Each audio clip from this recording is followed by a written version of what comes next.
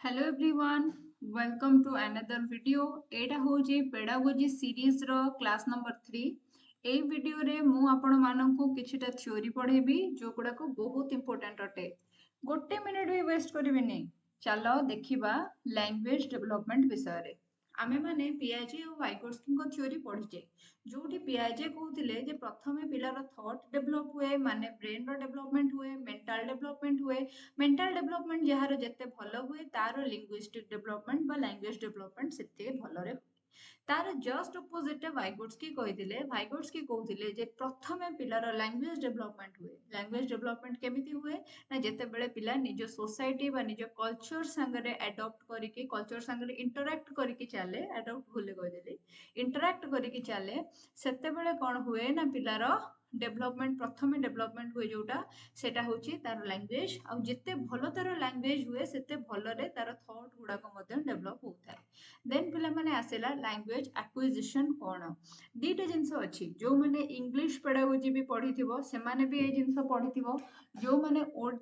जो हमर कोन ओडिया पेडागोजी रे भी ए जिंस ओडिया रे लिखा हिची पढिथिबो आ जो माने एबे पेडागोजी पढुचो माने जोटा तुमर पूरा प्योर पेडागोजी ताधर मध्य समान जिंस ही पढिबो। Language acquisition is the process by which humans acquire the capacity to perceive and comprehend language as well as to produce and use words and sentences to communicate. Language acquisition involves structure, rules, and representation. एबे पिला माने देखो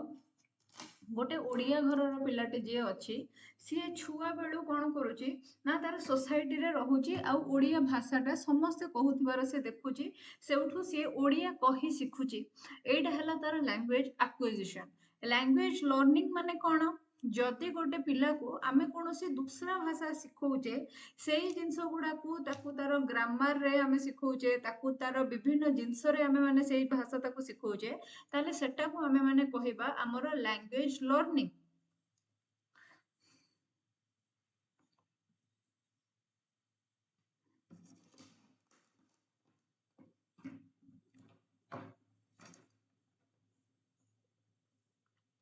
easily जदि तुम मानक बुझेबाकू चाहिए language acquisition सब बेले निजर परिवेश मध्य हुए नेचुरल उपाय रे हुए पिलाटा इन्वॉल्व हेकी इंटरैक्ट करके लैंग्वेज रो विभिन्न प्रकार स्ट्रक्चर तार रूल आ तार रिप्रेजेंटेशन केमती कौन करने को हुए निजस्व भाव में शिखी थाए किंतु लैंग्वेज लर्निंग जोटा हुए सेटा को पिला माने पिला एक्टिव रहिबा दरकार सेटा नेचुरल उपाय रे हेई न थाए सेटा एक्टिव रहिबा पिलाटा दरकार पिलाटा लर्न करि थाए गोटे नुआ लैंग्वेज जेमिति कि जदि गोटे ओडिया बैकग्राउंड रो पिलाटे अछि सी ओडिसा रे रहुची निज फैमिली संगरे आउ से नेचुरली फैमिली जो भाषा कहूची से भाषा कहूची ग्रामर भी सठिक भाव में कहूची सब किछि कथा से सठिक भाव में कहूची सेटा को हमें लैंग्वेज एक्विजिशन बोली कहबा किंतु से ओडिया पिलाटा को जदि आमे महाराष्ट्र रे 7th क्लास रो नेकी एडमिशन कर देले ताको संभव मराठी सिखिबा पई पडिला बा जेमिति आम स्कूल मानकरे हमको इंग्लिश सिखा जाए आमको इंग्लिश रो ग्रामर सिखा जाए आमको एक्टिवली कॉन्शियसली किछि जिंस सिखा जाउ थाए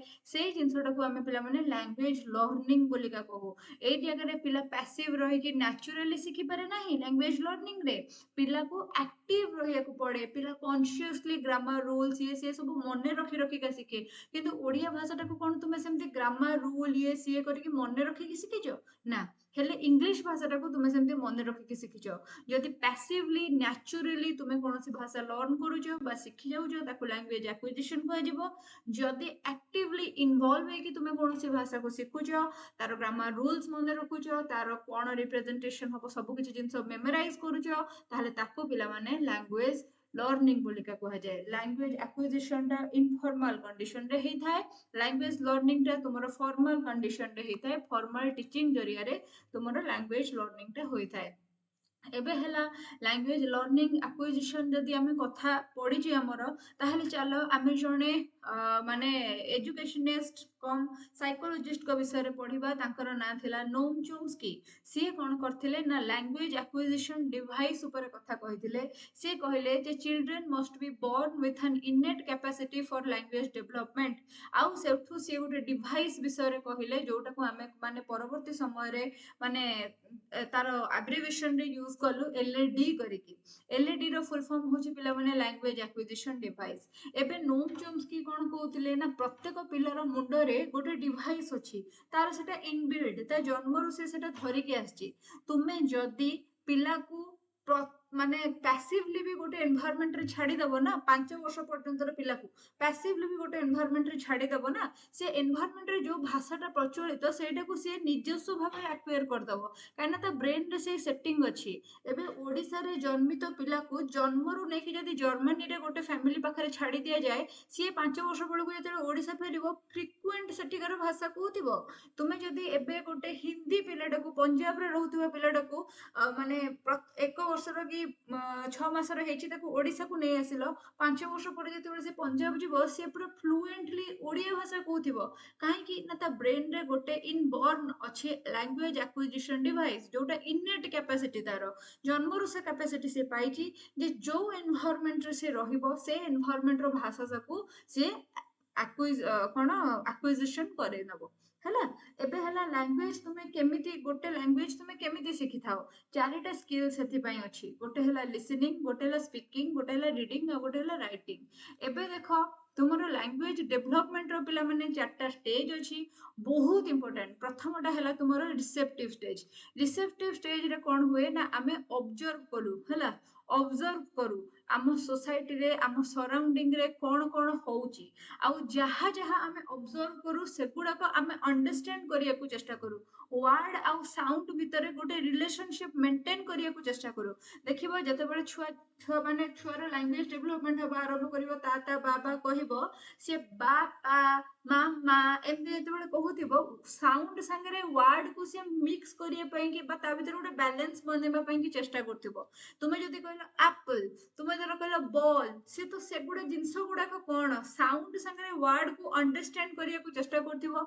से भाबुथिबो जे एई शब्दर व्यवहार को वस्तु पई कि बा को एनिमल पई कि बा को ह्यूमन पई कि होची ताको से ऑब्जर्व करूथिबो। देन आसीबो तुमर पिला माने प्रोडक्टिव स्टेज जो थरे पिला निजे बैबलिंग करिवो माने से मीनिंगफुल वर्ड कहि पारु नथिबो किंतु से कोन करथिबो ना काने मे होउथिबो तार माने से किछ गोटे कहिया को चेष्टा करथिबो माने धरो ताको गोटे खेळना नबर अछि किंतु से कथा कहि पारनी हाय करिके करिवो माने सेरा बैबल करूथिबो से। देन आसिला फोनिम्स माने स्मॉल यूनिट ऑफ साउंड माने ताको जदी चॉकलेट कहियार छ से चॉकलेट कहि पउनी चौकी चौक एमती चौकी ए टाइप रो कहूथिबो हैला किछि ना किछि गोटे कहूथिबो स्मॉलेस्ट यूनिट से कोन करथिबो ना तारो डेवलप होथिबो। देन पिला माने आसिला तुमरो वन वर्ड स्टेज जोठी मॉर्फिम्स करिवो माने small meaning smallest but meaningful word से कहूथिबो माने जेमति कि चॉकलेट को चॉकलेट कहि दउथबो कि किछि गोटे खने कि कहि दउथबो मु तोर कहि पारुनी छोट छुआ केमति कहंती किंतु से गोटे कोन गोटे कहि दउथबो जहार जहाको सुनी कि तुमे बुझी परथबो जे ताको एया दरकार। देन तापर आसिला टू वर्ड स्टेज जो जगह रे कि से माने कोन एटा को हमें टेलीग्राफिक स्पीच बोलेगा मध्य कहू माने जो समय से दीदीटा वर्ड कहि कि निजर भावनाटा को तुम आगे व्यक्त करने को सक्षम हो पारिबो। सो ये चारटा स्टेज जो गुडा अछि पिला माने तुमे मन रखि दबो ए चारटा स्टेज जाको बहुत इंपोर्टेंट। देन तापर आसिला पिला माने केमिति पिलार लैंग्वेज डेवलपमेंट हेइ थाए देखो प्रथम हैला जन्म समय पिला गोटे साउंड सृष्टि करि पारे कांदिबो जेते बेले से 6 मास 6 वीक खंडर हेइ जिवो माने 1.5 मास खंडर हेइ जिवो से कु कु होबा स्टार्ट करियो एमती होबा स्टार्ट करियो हेडा को कुइंग बोली का कह जाय। 6 मासर जेते बेले हेबो के बाबा मामा ताता पापा हेबो माने बैबल करिवो बैबलिंग 12 रु 18 मास माने 1.5 वर्षर एज रे जेते बेले थिबो से वन वर्ड स्टेज रे थिबो हैला देन तापर 2 इयर्स रो जेतेबेले से हबो 2 वर्ड्स कहूथिबो बे सेटा को हमर टेलीग्राफिक स्पीच कुआ जाय। क्वेश्चन एथरू ही आसी थाए जे को एज ग्रुप रे पिला को भलिया कथा कुए। यूजुअली क्वेश्चन आसे वन वर्ड स्टेज रे पिलार एज केते ही थाए। बेले बेले आसे जे टेलीग्राफिक स्पीच को अन्य कोन कुआ जाय बा टेलीग्राफिक स्पीच समय रे पिलार एज कोन हे थाए बा 2 वर्ड स्टेज रे पिलार एज कोन हे थाए। आउ बेले बेले क्वेश्चन क्विंग और बैबलिंग रो आसे जे क्विंग पिलाटा केते मंथ रो हेथिबो बेले को करिवो। तो जदि तुमर 6 वीक न लिखिकी 1.5 मंथ भी लिखिथिबो ताहले भी आंसर ठीक हबो। देन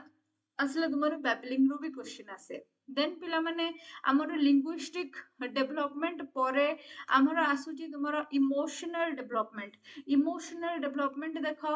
इमोशन ए जो शब्दटा एटा तुमर ड्राइव हेची गोटे लैटिन वर्ड इमूवर रो जहार माने होची टू स्टीयर अप।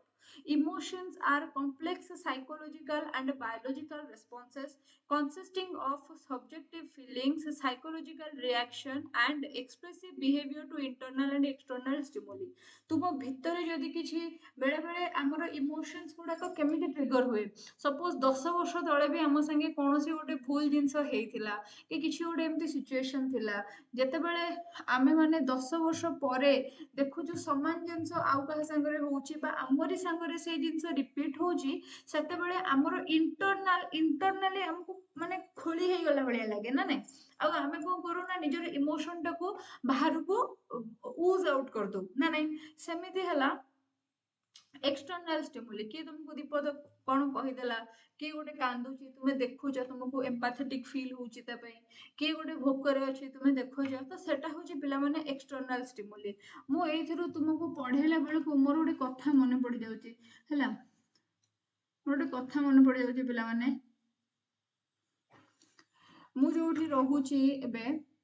एठी एबे मु जोठी रहूची एठी दिटे कुकुर अछंती हैला से कुकुर माने पूरा माने भोकिला थांती जेतेबेले मु स्कूल रो आसे सेतेबेले से माने तांको बांधी दिया जाय थाए आउ से माने सेई जगह रे डिया मारथांती। मु केबे तांकर छोटे छोटे क्लिप भी तुम माने पोस्ट करबी मोर टेलीग्राम अकाउंट रे हो कि मोर यूट्यूब अकाउंट रे हो तुम माने देखिबो से माने डिया मारुथांती मु जेम तांको खाइबा को दे देबी से माने खाइ देबे। एबे देखो मु जेतेबेले इनिशियली से एठी रहिली मु देखिली जे गोटे लोक दिटा कुकुर पालिची मु देखिली हाँ भल ठीक अछि मते कुकुर बिलेई बहुत डर लागे मु किछि जिंस माने एनिमल देहरे हाथ मारेनी मते डर लागे बहुत किंतु से माने एमती बंधा होइछंती जे तांको आगु को जदी मु न जीबी पूरा तांको पाखो को जदी न जीबी तांको मु खाइया को देई परिबिनी फोपड़ी भी परिबिनी काना याडे साडे जदी टिके पड़ी गला से माने एते कम रोप रे बंधा होइछंती ना छोट रोप रे से माने जाई कि से जिंसटा को आनी भी परिबेनी। तो सेई केस रे कोन हुए ना मते डर लागिले भी मु जेतले देखे दी दिन 3 दिन तांको मालिक कोडे पळेजी से माने उपवास भोकर अछंती मु जाय तांको खाया को दवा पई एबे रीति मु स्कूल रो आसीबी चावल बसेबी तांको भात बनेकी देबी आउ मु रुटी बनेइथिबी राती रे तांको सकाळे पकेबी माने मु तांको दी बेला खाइबा को दउची। तो खाइबा को दउची जोडे सेडे गोडे मु गर्ବରେ कोन जे मु खाइबा को दउची मु कहिया कथा हला जे सेमानकर भी फीलिंग्स अछि इमोशन अछि मोर भी इमोशन अछि मु जेतेबेले देखुची दिटा कुकुर भोकिला अछंती भोकर जंत्रणाटा मु भी जानि छि ना तो से माने हेल्पलेस से माने निजे भी खोली की जाई कि कोठु आनी की खाई पारु नाहंती कोठी छाडी दिया जानता जदी तांको से माने बुली के आनी खाते से माने जाई पारु नाहंती। आउ मोर भी इमोशन तांको प्रति गोटे डेवलप हो जाई छि जे से माने एते अवहेलित अवस्था रे अछंती को जन्म रे कोन पाप करथिले मु भी कौन करे ना मो निज डरटा को छाड़ी कि मु तांको पाखु जाई कि तांको खाइया को दउची मो निज डरटा मोर कोडे उभे गलानी जाई कि तांको पाखु तांको खाइया को दउची। एबे हला कथाडा या जे तुमरो एक्सटर्नल स्टिमुली हो कि इंटरनल स्टिमुली हो जेतोले मु दी दिन घर को पळोची इंटरनली मोर माइंड रे आसे कोन खाइथिबे तांको मालिक आस्थिबो ना नाही से माने खाइथिबे ना नाही वर्षा हेतिबो ओदा हेतिबे ए टाइप रो गोटे माइंड रे आछी आउ माने समस्त प्रति गोटे फीलिंग्स आसी जाय से कुकुर माने जेतेबेले मु फास्ट आस्थिले मो ऊपर एते भुकंती मो पाहाचरे जिब्बा पे से माने तांको माने इए रे बंधा हेतिबे मु पाहाचरे ऊपर को जेबे मोर डर मडियो एते पूरा राउ राउ हेकी भुकंती किंतु एबे सेमानकर भी गोटे माने भाबो केमती फीलिंग्स हे गलानी से जानते ये लोकड़ा मु किछ करिवोनी ओल्टे खाइया को दबो आ जदी हमें आपर को निया मारिबो कि रापुड़ देलो कि किछ भी कर देलु ना ताले ये मते खाइया को दबोनी हमें खाइबो कोन तो ସେଇଟା ହଉଛି ମାନେ ଗୋଟେ ଫିଲିଙ୍ଗସ୍, ଗୋଟେ ମାନେ ଭାବର ଆଦାନ ପ୍ରଦାନ ବି କହିପାରିବା, ଆଉ ଗୋଟେ ଇମୋସନ ବି କହିପାରିବା। ଆନିମାଲ ମାନଙ୍କର ବି ଇମୋସନ ଅଛି, ଆଉ ମନୁଷ୍ୟ ମାନଙ୍କର ତ ଅଛି ହିଁ ହେଲା। ଦେନ୍ ତାପରେ ପିଲାମାନେ ଦେଖ, mental thinking or feeling of a person at a particular instant of time knowingly or unknowingly is called emotion। ଗୋଟେ ଲୋକର mental thinking ଆଉ feelings ଗୋଟେ person ପାଇଁ କି ଗୋଟେ particular instant ରେ କେମିତି ହେଇଥାଏ, କେମିତି ତାର feelings ଟା ଆସେ, ତାର knowingly ଆସୁ କି ତାର unknowingly ଆସୁ, ତାକୁ ହିଁ ପିଲାମାନେ emotion ବୋଲି କୁହାଯାଏ। ଯୋଉ କୁକୁର ଏକ୍ସାମ୍ପଲ ଟା ତମକୁ ଦେଲି, ତାଙ୍କୁ ଦେଖିଲେ ଆଗରୁ ମତେ ଭାରି ରାଗ ଚିଡେ, କାଇଁ ଭୁକୁଛ ମୋ ଉପରେ, କାଇଁ ଭୁକୁଛ ତମେ, ମୁଁ ତମର କିଛି କରିଛି, ଏମିତି ରାଉ ରାଉ ହେଇକି ଉପରକୁ ଆସେ ମୋର ଡର ଡରିକା ହେଲା। କିନ୍ତୁ ଏବେ ମାନେ ନୋଇଂଲି ଅର୍ ଅନନୋଇଂଲି ମୋ ମାଇଣ୍ଡରେ ଚାଲିଛି, ଛୋଟା କୁକୁର ଦିଟା ସେମାନେ ବନ୍ଧା ହେଇକି ରହୁଛନ୍ତି, ତାଙ୍କୁ ଯଦି ଛାଡି ବି ଦିଆଯାଆନ୍ତା ହେଲେ ସେ ଖୋଜିକି କଣ ଖାଆନ୍ତେ, କିଛି ଖାଇବାକୁ ବି ପାଉନାହାନ୍ତି, ତାଙ୍କୁ କେହି ଖାଇବାକୁ ଦଉ ବି ନାହାନ୍ତି, ମୋ ମାଇଣ୍ଡରେ ସବୁବେଳେ ସେମିତି ଜିନିଷ ଆସୁଛି ହେଲା। ତ ନୋଇଂଲି ଅର୍ ଅନନୋଇଂଲି ସେ ଇମୋସନ ଆସୁଛି, ଆଉ ଏଇ ସେମ୍ ଇମୋସନ ମୋ ଭଉଣୀ ମନରେ ବି ଆସେ। ଆକ୍ଚୁଆଲି ମୁଁ ତ ନୋଟିସ ବି କରୁନଥିଲି ଯେ ତା ମାଲିକ ରହୁଛି ନ ରହୁଛି, ସେମାନେ ଖାଉଛନ୍ତି ନ ଖାଉଛନ୍ତି, କାହିଁକିନା ମୁଁ ସ୍କୁଲ ପଳାଏ ଆଉ ଆସିକି ମୋ ରୁମରେ ପଶିଯାଏ। ଆଉ ଯେତେବେଳେ ମୋ ଭଉଣୀ ଆସିକି ରହିଲା, ସେତେବେଳେ ହିଁ ସେ ନୋଟିସ କଲା ଯେ ସେ ତ ଦିନ ଦିନ ରହୁନି, ତାଲା ପକେଇ ଦେଇକି ପଳେଇ ଯାଉଛି, ଆଉ ସେ କୁକୁର ଦିଟା ସେମିତି ପଡିକି ରହୁଛନ୍ତି। ସିଏ ନୋଟିସ କଲା, ସିଏ ଫାଷ୍ଟ ଖାଇବାକୁ ଦେଲା, ତାପରେ ମୁଁ ଦେଖିଲି ଯେ ଏରେ ସତ କଥା ତ, ତାପରେ ମୁଁ ଖାଇବାକୁ ଦେଲି। Then asila, emotional development refers to the ability to recognize, express and manage feelings at different stages of life, to have empathy for feelings of others। ଅନ୍ୟମାନେ କେମିତି ଫିଲ୍ କରୁଛନ୍ତି, ତୁମେ ଯଦି ତାଙ୍କର ଦୁଃଖକୁ ତାଙ୍କର ଖୁସିକୁ ରେକଗ୍ନାଇଜ କରିପାରୁଛ, ଫିଲ୍ କରିପାରୁଛ, ସେଇ ଅନୁସାରେ ରେସିପ୍ରୋକେଟ୍ କରିପାରୁଛ ନିଜର ଇମୋସନକୁ, ତାହେଲେ ହିଁ ତୁମକୁ କୁହାଯିବ ଯେ ତୁମେ ଇମୋସନାଲି ଡେଭଲପ ହେଇଯାଇଛ ବା ତୁମର ଇମୋସନାଲ ଡେଭଲପମେଣ୍ଟ ହେଇଯାଇଛି ହେଲା। ତ ୟା ଉପରେ ପୁଣି ଆଉ ଗୋଟେ ଛୋଟିଆ କଥାଟେ ତୁମମାନଙ୍କୁ କହିବି, ନିଶ୍ଚିତ ଭାବରେ କହିବି, କାହିଁକି ନ କହିବି ଯେ ଏଇଟା ସତ କଥା, ଏଇଟା ମାନେ ଲୋକ ବି ଦେଖିଛନ୍ତି, ତ ମୁଁ I should share with you. Recently ଗୋଟେ ଘଟଣା ହେଲା ଯେ ମତେ ଯିବାର ଥିଲା, ମୋର ଜଣେ ରିଲେଟିଭଙ୍କର ଶ୍ରାଦ୍ଧ ଥିଲା, ଆଉ ଯେତେବେଳେ ମୁଁ ସ୍କୁଲରେ କହିଲି ଯେ ମତେ ଯିବାର ଅଛି, ସେତେବେଳେ ଅତି ରୁଡଲି ଜଣେ ମୋର କୋ ମାନେ କଲିଗ ଆଉ ପ୍ଲସ୍ ମୋର ସିନିୟର ଅତି ରୁଡଲି ମତେ କହିଲେ ଯେ ହଁ ସେ କିଏ ମରିଗଲା ତ ମରିଗଲା, ତ କଣ ହେଲା ସେଠୁ, କାଇଁ ତୁମେ କାଇଁ ଯିବ, ତୁମେ ଯିବା ଦରକାର ନାହିଁ। ମୁଁ ସେଠୁ କହିଲି ଆରେ ଏମିତି ତ କୁହନ୍ତୁନି, ସେ ମାନେ ଅତି କମ ଏଜ ରୁ, ଆପଣଙ୍କର ଯେତିକି ଏଜ ତାଙ୍କର ସେତିକି ଏଜ, ତାଙ୍କର ମାନେ ଗୋଟେ ଛୋଟ ଛୁଆ ଅଛି, ଇଏ ଅଛି ନା, ହଁ ତ କଣ ହେଲା, ସିଏ ମରିଗଲେ ମୋର କଣ ହେଲା, ମୁଁ ତ ବଞ୍ଚିଛି ନା ହେଲା। ତ ସେଇଟାକୁ ପିଲାମାନେ କହିବି ମୁଁ ଏଇଆ ଯେ ସେମାନଙ୍କର ଇମୋସନାଲ ଡେଭଲପମେଣ୍ଟ ହେଇନାହିଁ। ଏଇ ସମାନ ଜିନିଷ ମୋରାଲ ଡେଭଲପମେଣ୍ଟ ସମୟରେ ବି ମୁଁ କହିଥିଲି, ଯୋଉମାନେ ଠିକ ଭୁଲ ଭିତରେ ଡିଫରେନ୍ସିଏଟ କରିପାରନ୍ତି ନାହିଁ, ଆମେ କହିପାରିବା ନାହିଁ ସେମାନେ ମୋରାଲି ଡେଭଲପ ବୋଲି। ସୋ ଏଇ ଜିନିଷ ମୁଁ ସ୍କୁଲରେ ଥିଲି, ବହୁତ ହସିକି, ବହୁତ ଲାଉଡଲି, ବହୁତ ସ୍ୱାଗରେ ସିଏ ମତେ ରେସ୍ପନ୍ସଟା ଦେଲେ। ମତେ ଏତେ ବିଚଳିତ ସେଇ ସମୟରେ ଲାଗିଲା, ମୁଁ ଖାଲି ନମସ୍କାରଟା କରିଦେଇକି ରୁମ ମାନେ ପଳେଇ ଆସିଲି ମୋ ଗାଡି ଧରିକି, କାହିଁକି ନା ମୁଁ କିଛି ବି କହିଥାନ୍ତି ଆର୍ଗ୍ୟୁମେଣ୍ଟ ହେଇଥାନ୍ତା। ଆଉ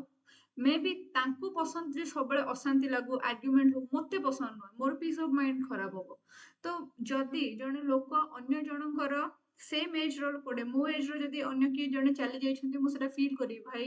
ଆଜି ମୁଁ ଏତିକି ଖୁସିରେ ଅଛି, ସେ ଏତେ ଜିନିଷ ହରେଇ ଦେଲା, ତ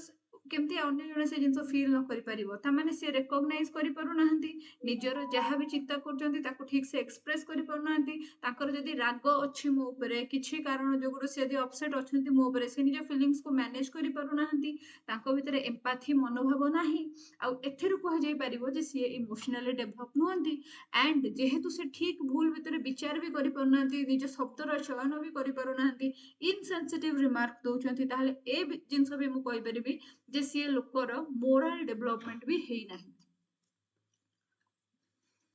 Then ତାପରେ ଆସିଲା, the core of an emotion is feelings, emotional experiences are associated with some instinct। the core of an emotion ହଉଛି, ଗୋଟେ emotion ର core ହଉଛି ଗୋଟେ ମଣିଷ feel କେମିତି କରୁଛି। ଯେମିତି କି ମୋର ଦୁଃଖଟାକୁ, ଯେମିତି କି ସେ ଯିଏ ୱିଡୋ ଅଛନ୍ତି ମୋ ରିଲେଟିଭ, ତାଙ୍କର ଦୁଃଖଟାକୁ ମୁଁ feel କରିପାରେ, ଛୋଟିଆ ଛୁଆଟେ ତାଙ୍କର ସେ ଜିନିଷ ଗୁଡା ମୁଁ feel କରିପାରେ, ସେମିତି ମୋର ଯୋଉ ଦୁଃଖଟା ଥିଲା, ଯଦି ଏ ଲୋକ ଫିଲ୍ କରିପାରୁଥାନ୍ତେ ତାହେଲେ ଏମିତିଆ କଥା କହିନଥାନ୍ତେ। ଆଉ ଏଇ ସବୁ ଜିନିଷ ଗୁଡାକ କୋଉଥିରୁ ଆସେ, ନା ତୁମର କିଛି ଇନଷ୍ଟିଙ୍କ୍ଟ ରହିବା ଦରକାର, ତୁମର କିଛି ଗୋଟେ ମାନେ ସେମିତି ଏକ୍ସପିରିଏନ୍ସ ରହିବା ଦରକାର। ମେ ବି ସିଏ ତାଙ୍କ ଲାଇଫରେ ସେମିତି କିଛି ଏକ୍ସପିରିଏନ୍ସ କରିନାହାନ୍ତି। ମୁଁ ମୋ ନିଜ ଘରେ ନିଜ ମାଇଙ୍କର ସେ ଅବସ୍ଥା ଦେଖିଥିଲି, ମୋର ଜଣେ ପଡୋଶୀଙ୍କର ସେ ଅବସ୍ଥା ଦେଖିଥିଲି, ସୋ ଦ୍ୟାଟ୍ ମୁଁ ତାଙ୍କ ସାଙ୍ଗରେ ରିଲେଟ୍ କରିପାରୁଛି, ତାଙ୍କ ଦୁଃଖରେ ମୁଁ ଏମ୍ପାଥେଟିକ୍ ହେଇପାରୁଛି, କିନ୍ତୁ ଏ ଲୋକ ହେଇପାରୁନାହାନ୍ତି। ଦେନ୍ ଆସିଲା ଇମୋସନାଲ ଡେଭଲପମେଣ୍ଟ ଥିଓରି ଯିଏ ଦେଇଥିଲେ, ତାଙ୍କ ନାଁ ଥିଲା କଟ୍ ଗୋଲ୍ଡଷ୍ଟେନ୍। ଆଉ ଜର୍ମାନ ନ୍ୟୁରୋଲୋଜିଷ୍ଟ ଆଉ ସାଇକୋଲୋଜିଷ୍ଟ ସେ ଥିଲେ। କିନ୍ତୁ ଗୋଲମ୍ୟାନଙ୍କର ଯୋଉ ଷ୍ଟେପ୍ସ ଗୁଡାକ ଅଛି ସେଗୁଡାକ ବେଶୀ ତୁମର ମାନେ କଣ କହିବା, ସେଟା ବେଶୀ ତୁମର ପପୁଲାର। ଇମୋସନ ପିଲାମାନେ ଦୁଇ ପ୍ରକାର ହେଇପାରେ, ପଜିଟିଭ ହେଇପାରେ, ନେଗେଟିଭ ହେଇପାରେ। ପଜିଟିଭରେ ଆସେ ତୁମର ପ୍ରାଇଡ, ଯୋଉଟା କି ଠିକ ପ୍ରାଇଡ, ମାନେ ମୁଁ ଯଦି ପରିଶ୍ରମ କରି କିଛି ଜିନିଷ ଆଚିଭ କରିଛି ମୁଁ ସେଥିରେ ଗର୍ବ କରିବା ଉଚିତ, ସେଥିରେ ମୁଁ ଗର୍ବ କରିବି। ମୁଁ ପରିଶ୍ରମ କରି କିଛି ଆଚିଭ କଲି, ମୋ ବାପା ସେଥିରେ ଗର୍ବ କରିବା ଉଚିତ। କିନ୍ତୁ ମୋ ବାପାଙ୍କ ଧନରେ ଅଯଥାରେ ମୁଁ ଗର୍ବ କରିକି ଶୋ ଅଫ୍ କରିବି, ଏଇଟା ନେଗେଟିଭ ଇମୋସନରେ ଯିବ। ଦେନ୍ ଆସିଲା ହୋପ, ଏମ୍ପାଥି, ଫେଥ୍, ଜୟ, ଲଭ୍, ଏସବୁ ପଜିଟିଭ ଇମୋସନ। ନେଗେଟିଭ ଇମୋସନରେ ହେଲା ଫିୟର, ତାପରେ ତୁମର ହେଟ୍, ତୁମେ ଯଦି କାହାକୁ ବହୁତ ହେଟ୍ କରୁଛ, ଜେଲସ୍ ଫିଲ୍ କରୁଛ,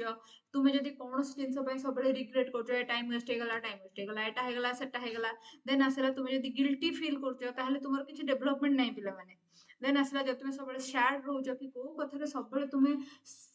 ସେମ୍ ଫିଲ୍ କରୁଛ, ଦେନ୍ ସେଗୁଡ଼ା ନେଗେଟିଭ ଇମୋସନ କହିବା।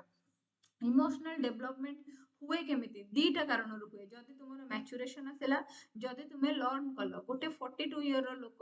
ଯଦି ବୁଝିପାରୁନାହିଁ ଯେ 40 ଇୟର୍ସରେ ଗୋଟେ ଲୋକର ଡେଥ୍ ହେଇଯାଇଛି, ଆଉ ମୁଁ 42 ଇୟର୍ସ, ଏବେ ବି ମୁଁ ତାଠୁ 2 ବର୍ଷ ଅଧିକା ଦୁନିଆ ଦେଖିଲିଣି, ଯଦି ସିଏ ସେ ଜିନିଷଟାକୁ ରିଏଲାଇଜ କରିପାରୁନାହିଁ, ତାହେଲେ ମୁଁ କହିବି ଯେ ନା ସିଏ ମ୍ୟାଚୁରେସନ ପାଇଲା, ନା ସିଏ ଠିକ ସେ ପାଠ ପଢିଛି, ଲର୍ଣ୍ଣିଂ ବି ଠିକ ସେ କରିଛି। କିନ୍ତୁ ତୁମେ ମାନେ ପାଠ ବି ପଢ, ତୁମେ ମାନେ ବିଭିନ୍ନ ଜିନିଷ ବି ଜାଣ, ସୋ ଦ୍ୟାଟ୍ ତୁମର ଇମୋସନାଲ ଡେଭଲପମେଣ୍ଟଟା ହଉ। ତୁମେ ବାଇଚାନ୍ସ ବି କାହାକୁ ଏମିତି କିଛି ନ କହିଦିଅ ଯୋଉଟା କି ଅନ୍ୟ ଗୋଟେ ଲୋକ ମନରେ ଡେଣ୍ଟ ହେଇଯାଉ, ଆଉ ସେ ଏମିତି କେବେ ମୋ ଭଳିଆ ନିଜ ଫିଲିଙ୍ଗ ସେୟାର କରୁଥାଉ ତୁମ ବିରୁଦ୍ଧରେ। ଦେନ୍ ଆସିଲା ଫ୍ୟାକ୍ଟର୍ସ ଆଫେକ୍ଟିଂ ଇମୋସନାଲ ଡେଭଲପମେଣ୍ଟ। ଯଦି ତୁମେ ହେଲ୍ଦି ଅଛ, ତୁମର ଫିଜିକାଲ ଡେଭଲପମେଣ୍ଟ ଠିକ ହଉଛି, ତାହେଲେ ତୁମେ ଇମୋସନାଲି ଷ୍ଟେବଲ ରହିବ, ନହେଲେ ଅନଷ୍ଟେବଲ ହେଇଯିବ। ଯଦି ତୁମେ ମାନେ ଇଣ୍ଟେଲିଜେଣ୍ଟ ଅଛ, ତୁମେ ଲୋକମାନଙ୍କୁ ଫେସ୍ କରିପାରୁଛ, କନଫିଡେନ୍ସ ତୁମ ଭିତରେ ଆସୁଛି, ପରୀକ୍ଷାରେ ଭଲ କରୁଛ, ତୁମର ଇମୋସନାଲ ଡେଭଲପମେଣ୍ଟ ଠିକ ହଉଥିବ, ହେଲ୍ଦି ଇମୋସନ୍ସ ତୁମର ଏକ୍ସପ୍ରେସ କରିପାରିବ। ଅଦରୱାଇଜ ଯଦି ଡମ୍ପ ଫିଲ୍ କରୁଛ, ଲୋ ଫିଲ୍ କରୁଛ, ତୁମର ଇଣ୍ଟେଲିଜେନ୍ସ ତୁମକୁ ଲାଗୁଛି ଅନ୍ୟମାନଙ୍କ ତୁଳନାରେ କମ ଅଛି, ତାହେଲେ ତୁମେ ବି ଇମୋସନାଲି ଭଲନେରେବଲ ହେଇଯିବ। ଦେନ୍ ଆସିଲା ତୁମ ଫ୍ୟାମିଲି ଏନଭାୟରନମେଣ୍ଟ କେମିତି ଅଟେ। ଟକ୍ସିକ ଫ୍ୟାମିଲିରେ ହେଲ୍ଦି ଇମୋସନାଲ ଡେଭଲପମେଣ୍ଟ ହୁଏ ନାହିଁ। ସୋ ହେଲ୍ଦି ଫ୍ୟାମିଲି ଏନଭାୟରନମେଣ୍ଟ ଦରକାର ତୁମର ହେଲ୍ଦି ଇମୋସନାଲ ଡେଭଲପମେଣ୍ଟ ପାଇଁ। ସୋସିଆଲ ଏନଭାୟରନମେଣ୍ଟ ବି ଭଲ ହବା ଦରକାର, ନହେଲେ ଭଲରେ ତୁମର ଇମୋସନ୍ସ ଗୁଡାକ ଡେଭଲପ ହବ ନାହିଁ। ଦେନ୍ ଆସିଲା ସ୍କୁଲ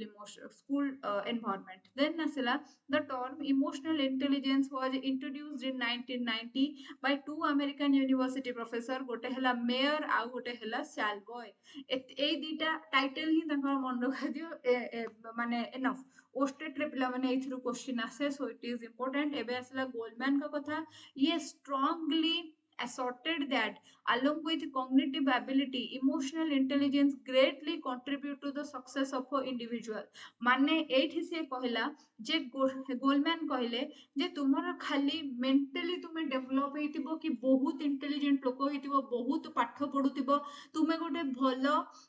ମାନେ ସକ୍ସେସଫୁଲ ଲୋକ ହେଇପାରିବ ନାହିଁ। ତୁମେ ଯଦି ଖାଲି ମେଣ୍ଟାଲି ଡେଭଲପ ଅଛ, ତାହେଲେ ତୁମେ ଗୋଟେ ସକ୍ସେସଫୁଲ ଲୋକ ହେଇପାରିବ ନାହିଁ। ତୁମର ନିହାତି ଇମୋସନାଲ ଡେଭଲପମେଣ୍ଟ ବି ଭଲ ହବା ଦରକାର। ଯଦି ତୁମେ ଇମୋସନାଲି ବି ଭଲରେ ଡେଭଲପ ହେଇଛ, ତାହେଲେ ହିଁ ତୁମେ ମାନେ ଗୋଟେ ସକ୍ସେସଫୁଲ ଲୋକ ହେଇପାରିବ। ଆସ ମୁଁ ତମକୁ ଗୋଟେ ଏକ୍ସାମ୍ପଲ ଦେଇକି ବୁଝଉଛି। ଗୋଲମ୍ୟାନଙ୍କର ଷ୍ଟେଟମେଣ୍ଟ ଥିଲା, ଯଦି ତୁମର କଗ୍ନିଟିଭ ଆବିଲିଟିଜ ଗୁଡାକ ଖାଲି ଡେଭଲପ ହେଇଯାଇଛି, ତାହେଲେ ତୁମେ ସକ୍ସେସ ପାଇପାରିବ ନାହିଁ। ତୁମର ଇଣ୍ଟେଲିଜେନ୍ସ ବି ଗ୍ରେଟଲି କଣ୍ଟ୍ରିବ୍ୟୁଟ କରେ ତୁମ ସକ୍ସେସ ପାଇଁ କି। ଗୋଟେ ଏକ୍ସାମ୍ପଲ ନବା, ଓଡିଶାର ଗୋଟେ କେସ୍। ଜଣେ ଓଏସ୍ ଥିଲେ, ଯାହାକୁ କି ବର୍ତ୍ତମାନ ଡିସମିସ୍ କରି ଦିଆଯାଇଛି ଜବ ରୁ। ସେଇ ଓଏସ୍ ଙ୍କର ନାମ ହେଲା ଭୀମସେନ କଣ ବାକି ହଂସଦା କି କଣ ମୋର ମନେ ପଡୁନି। तो सीए जे लोक थिले भाब सी केते इंटेलिजेंट लोक हेतिबे केते पाठ पढ़िथिबे जहा फल कि सी ओएस भलिया एग्जाम टे क्रैक करचंती एबे जेतेबेले सी ओएस पाई गले सेतेबेले सी तांकर वर्ष वर्ष पुराना गर्लफ्रेंड जे कि मेडिकल छात्री थिले तांकू कोन कले ना कहिले जे तू कलाटे मु गोरा झियोटे बाहाबी तो संगे मु खुशी नहीं मु ता संगे रे खुशी अछि माने भाब से लोकटा इमोशनली इंटेलिजेंट नुहे आउ एमितिया एक्शन नेला जे ताकू फाइनली से झियोटा सुसाइड कला सेटा तो गोटे ह्यूज लॉस किंतु से फाइनली निज चाकरी रू भी टर्मिनेट हला सेमिति तुमे माने आउ गोटे कथा सुनि दिबो गोटे ट्विशा शर्मा रो मर्डर केस गोटे हेकी ट्विशा शर्मा रो मर्डर केस गोटे हेची पिला माने भोपाल रे हला पुणे रो झियो भोपाल रे बाहा हेतिला तार जे सासू मा गिरिबाला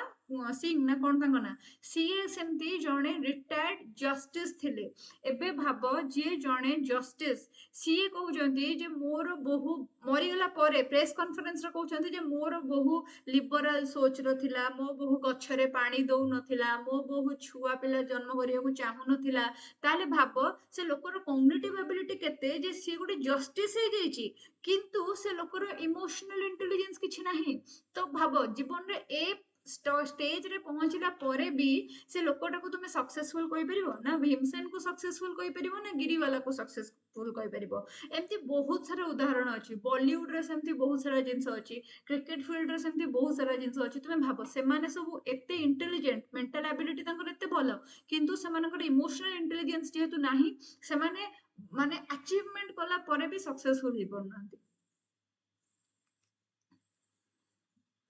देन तापर सेटू आसिला इमोशनल इंटेलिजेंस रो पांचटा स्टेज देले गोल्डमैन गोटे हला सेल्फ अवेयरनेस गोटे हला सेल्फ रेगुलेशन गोटे हला सोशल स्किल गोटे हला एम्पैथी आ गोटे हला पिला माने मोटिवेशन सेल्फ अवेयरनेस कोन एटा सेल्फ अवेयरनेस माने होची तुमे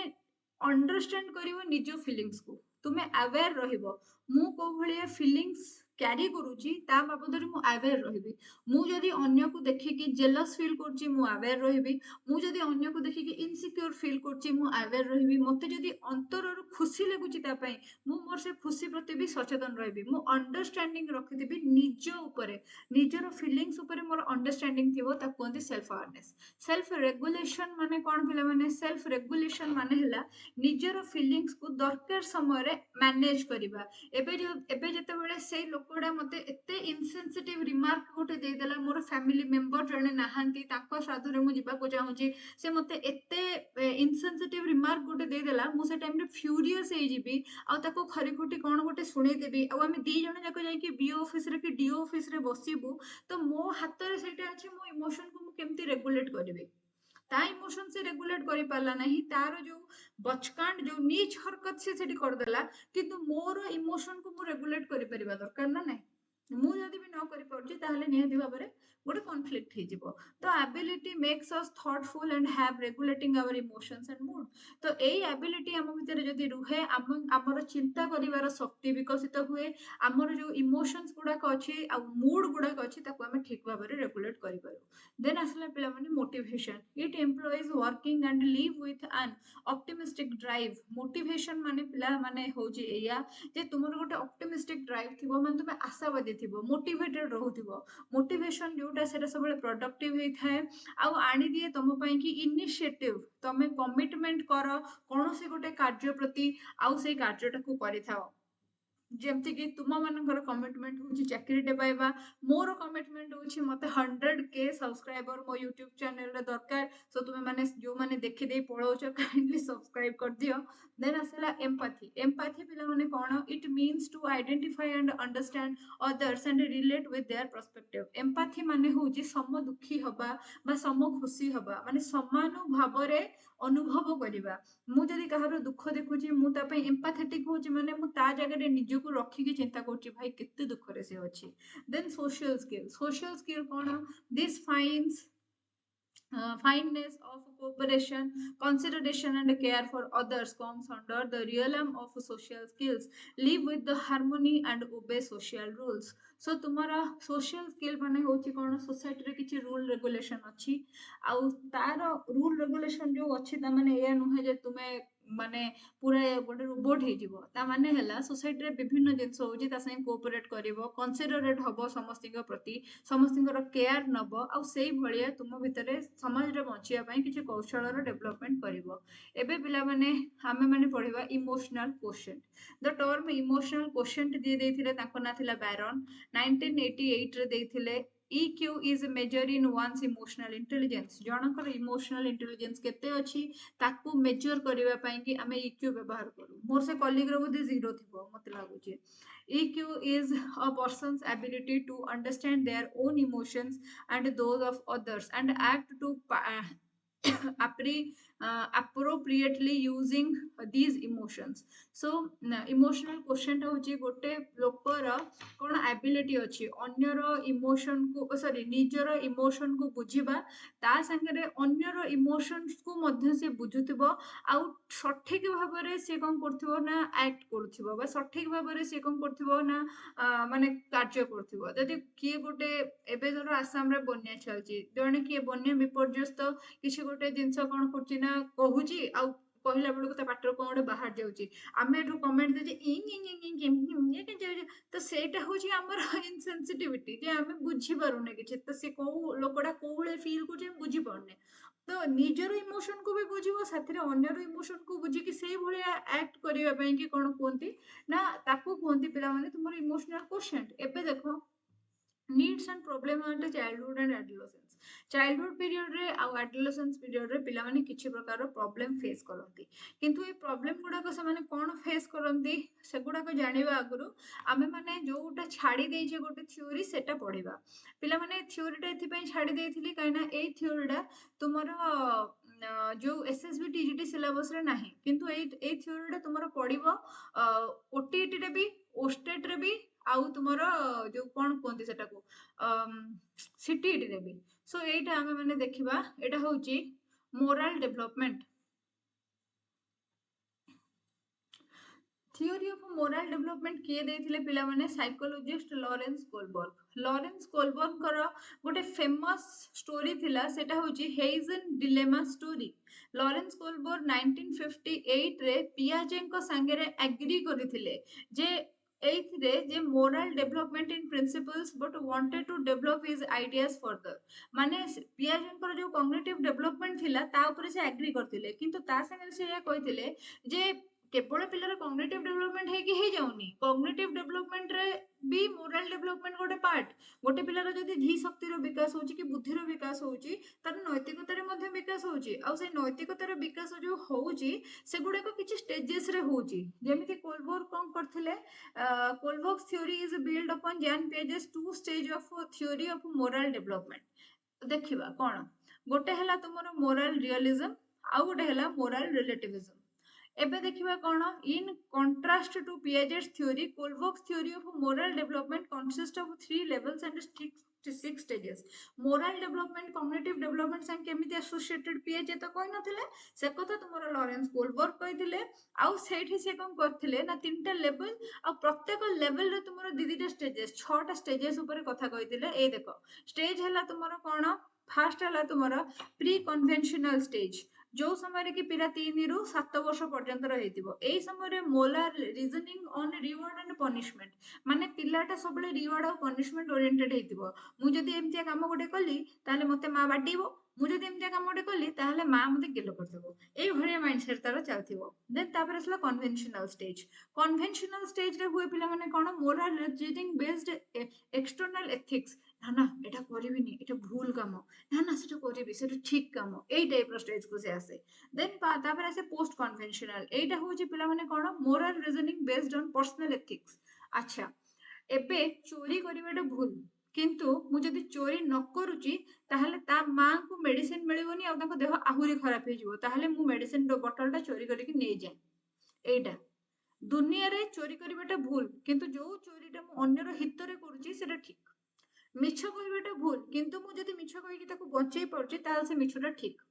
ଏଇ ଭଳିଆ ଯୋଉ ଜିନିଷ ଗୁଡାକ ଆମେ ବଡ ହେଲେ ଆଡଲ୍ଟ ହେଲା ପରେ ଆମେ ଯୋଉଗୁଡା କହୁ ତାକୁ ଆମେ କହୁ ପ୍ରି ପୋଷ୍ଟ କନଭେନସନାଲ ଷ୍ଟେଜ ର ଆମର କମ୍ୟୁନିଟି ଯୋଉ କଣ ମୋରାଲ ଡେଭଲପମେଣ୍ଟ ସେଇଟା। ଏବେ ଦେଖ ପିଲାମାନେ ପ୍ରି କନଭେନସନାଲ ଷ୍ଟେଜରେ ମୋରାଲ ଡେଭଲପମେଣ୍ଟ ଯୋଉ ହୁଏ ପ୍ରଥମ ଷ୍ଟେଜଟାକୁ ଆମେ କହୁ ଓବିଡିଏନ୍ସ ଆଣ୍ଡ ପନିଶମେଣ୍ଟ। ମାନେ during this stage for a many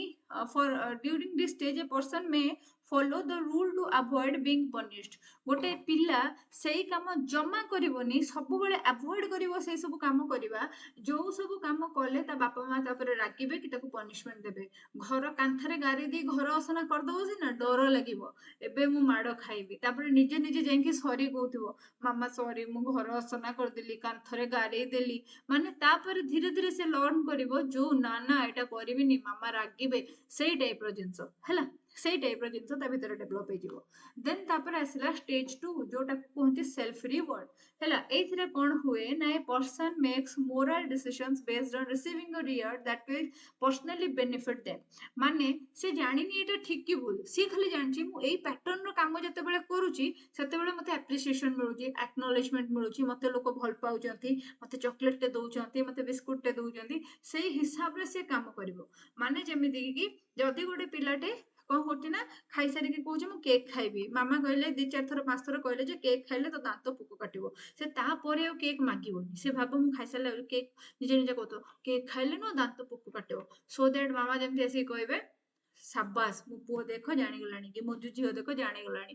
appreciate କରିବେ। ପରୀକ୍ଷାରେ ଭଲ ରେଜଲ୍ଟ କରିବ, ସୁନ୍ଦର କିରେ ଡ୍ରଇଂ କରିଦେଇଥିବ, ଯାହା ଫଳରେ କି ତାକୁ କଣ କରାଯିବ ନା ଆପ୍ରିସିଏସନ ମିଳିବ, ରିୱାର୍ଡ ପାଇଁ ହିଁ ସେ କାମଟା କରିବ। ଦେନ୍ ଆସିଲା କନଭେନସନାଲ ମୋରାଲ ଡେଭଲପମେଣ୍ଟ ଯୋଉଟା କି ଷ୍ଟେଜ 3 1 2 ପଳେଇଲା, ଏବେ 3 ରେ ଏଠି ପିଲାଟା ଗୁଡ ବୟ ବା ଗୁଡ ଗାର୍ଲ ଓରିଏଣ୍ଟେଡ ବିହେଭିୟର କରିବ। ମାନେ ଯେମିତି କି ପିଲାମାନଙ୍କୁ ତୁମେ କହିଦେଇଥିବ ସତ କହିବା ଠିକ ମିଛ କହିବା ଭୁଲ, ମରି ପଡିକି ସତ କହିବ, ସେ ମାଡ ଖାଉ ପଛେ ସତ କହିବ, ସେ ସତ ମାନିଯିବ, 2-3 ଥର ପଚାରିଲେ ସତ ମାନିଯିବ। ଆଚ୍ଛା ତୁ ମୋ ସାମ୍ନାରେ ଠିଆ ମତେ ମିଛ କହୁଛୁ, ନାଇଁ ସରି ଏଇଟା ହଉଛି ସତ କଥା କହିଦବ ଗଲା। ସେମିତି କଣ ହବ ନା ପରୀକ୍ଷାରେ ଚିଟିଂ କରିବନି, କାହିଁକିନା ଚିଟିଂ କରିବା ବ୍ୟାଡ। କିଏ ଗୋଟେ ରୋଷେଇ କରିଥିଲେ ଯଦି ଖରାପ ହେଇଯାଇଛି ତାଙ୍କ ମୁହଁରେ କହିବନି ଏଇଟା ବହୁତ ଗନ୍ଧିଆ ହେଇଥିଲା, କାହିଁକିନା ସେଟା ବ୍ୟାଡ ମ୍ୟାନର୍ସ। ଘରେ ଚିଲେଇବନି କାହିଁକିନା ବ୍ୟାଡ ମ୍ୟାନର୍ସ, କାହିଁକିନା ତାକୁ ଗୁଡ ବୟ ଗୁଡ ଗର୍ଲ ଓରିଏଣ୍ଟେଡ ହେଇକି ରହିବାର ଅଛି ହେଲା। ଦେନ୍ ଆସିଲା ଷ୍ଟେଜ 4। ଏଇ ସମୟରେ ଦେଖିବ ଯେତେବେଳେ ମାମୁ ପୁଅକୁ ପିଇସି ଝିଅ ସାଙ୍ଗରେ କମ୍ପେୟାର କରାଯାଉଥାଏ, ସିଏ ଦେଖ କେତେ ଭଲ ପଢୁଛି ତୁ ପଢୁନୁ, ମାମୁ ପୁଅ ସେତେବେଳେ ସାଙ୍ଗେ ସାଙ୍ଗେ ଉତ୍ତମ ଛାତ୍ରର ଲକ୍ଷଣ ସେ ଦେଖଉଥିବ, ଗୁଡ ବୟ ହେଇଯିବ ସାଙ୍ଗେ ସାଙ୍ଗେ, ପଛେ ଯେତେ ବଦମାସ ହେଇଥାଉ। ଦେନ୍ ଷ୍ଟେଜ 4 ଆସିଲା ଲ ଆଣ୍ଡ ଅର୍ଡର ଓରିଏଣ୍ଟେଡ। ଏଇ ସମୟରେ କଣ ହୁଏ ନା someone may think if I steal I will break the law and breaking the law is wrong. ଯେତେବେଳେ ବାପା ମା କଣ କରିଥାନ୍ତି ନା କିଛି ଗୋଟେ ଜିନିଷ ରୁଲ ସେଟ କରିଦିଅନ୍ତି, ଏଇଟା ଏମିତି କରିବୁନି ଏଇଟା ଭୁଲ, ପିଲା ସେତେବେଳେ ସେଟା କରିବନି କାହିଁକି ନା ସେ ଭାବ ମୁଁ ଯଦି ଏଇଟା କରିବି ଏଇଟା ପୁରା ଭୁଲ ଜିନିଷ ହେଇଯିବ ଆଉ ଏ ଭୁଲ ଜିନିଷ ମୁଁ କରିବା ଠିକ ନୁହଁ। ଦେନ୍ ଆସିଲା ପୋଷ୍ଟ କନଭେନସନାଲ ମୋରାଲ ଡେଭଲପମେଣ୍ଟ ଯୋଉଟାକୁ ଆମର ଷ୍ଟେଜ 5 ବୋଲିକା କୁହାଯିବ। ଷ୍ଟେଜ 5 ଆସିବ ତା ଦେହରେ social contact oriented. Rules are seen as a social agreement that can be changed when necessary. ଯୋଉ ମୁଁ କହିଲି ଚୋରିଟା ଯଦି ଅନ୍ୟର ଭଲ ପାଇଁ ମୁଁ କରୁଛି ତାହେଲେ ସେ ଚୋରିଟା ଫାଇନ, ମିଛଟା ଯଦି ଅନ୍ୟକୁ ବଞ୍ଚେଇବା ପାଇଁ ମୁଁ କହୁଛି ସେ ମିଛ ସତ ଟୁ ବି ବେଶୀ ଇମ୍ପୋର୍ଟାଣ୍ଟ ମିଛଟା, so that is fine. Stage 6 ରେ ଆସିବ ପିଲାମାନେ universal principles. Moral reasoning is based on universal ethical principle and justice. ଏଇଠି ପିଲାମାନେ ଦେଖିବେ ଯେ ୟୁନିଭର୍ସାଲ ପ୍ରିନ୍ସିପଲ କଣ,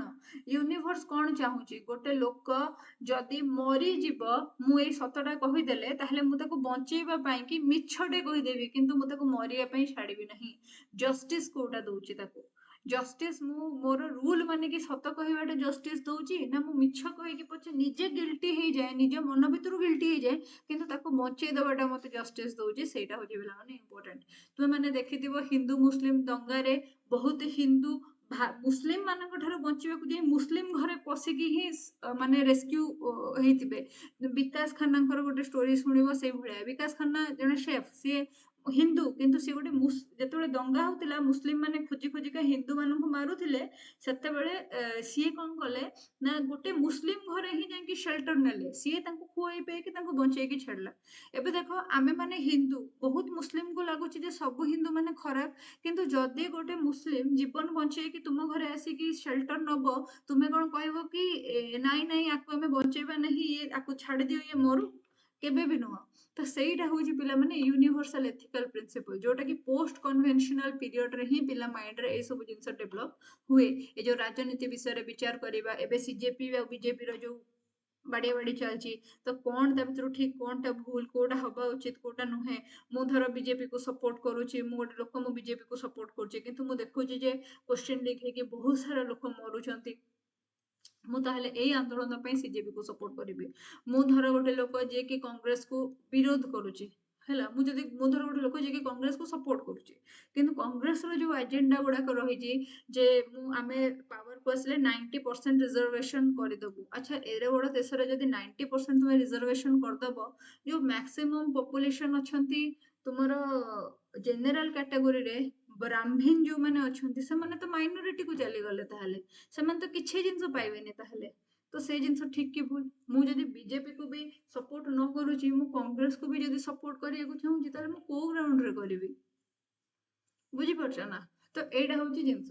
ଏସବୁ ବିଚାର ତୁମର କେତେବେଳେ ଆସିବ? ଯେତେବେଳେ ତୁମେ ପୋଷ୍ଟ କନଭେନସନାଲ ମୋରାଲ ଡେଭଲପମେଣ୍ଟ ଷ୍ଟେଜରେ ପାଦ ଦବ। ସୋ ଏଇଠି ପିଲାମାନେ ଆଜିର କ୍ଲାସ ମୁଁ ଏଇଠି ୱାଇଣ୍ଡ ଅପ୍ କରୁଛି। ପୁଣି ଥରେ ଆମେ ମାନେ ନେକ୍ସଟ କ୍ଲାସରେ ଯୋଉଠୁ ଛାଡିଛେ ସେଇଠୁ କଣ୍ଟିନ୍ୟୁ କରିବା। So that thank you so much for watching it till the end. next class ରେ କାଲି ମୁଁ ତୁମ ମାନଙ୍କର ବାୟୋଲୋଜି କ୍ଲାସ ଆଣିବି, ଯୋଉଥିରେ ମୁଁ ଇଭଲ୍ୟୁସନ ଚାପ୍ଟର ଟା ପଢଉଥିବି। ସୋ ତୁମେ ମାନେ ପୁରା 7 PM ରେ ବସିଯିବ ଦେଖିବାକୁ। Thank you so much once again for watching it till the end। ଆମେ ଯେବେ କଣ୍ଟିନ୍ୟୁ କରିବା, ଏଉଠୁ କଣ୍ଟିନ୍ୟୁ କରିବା, ମାର୍କ କରିଦେଲି।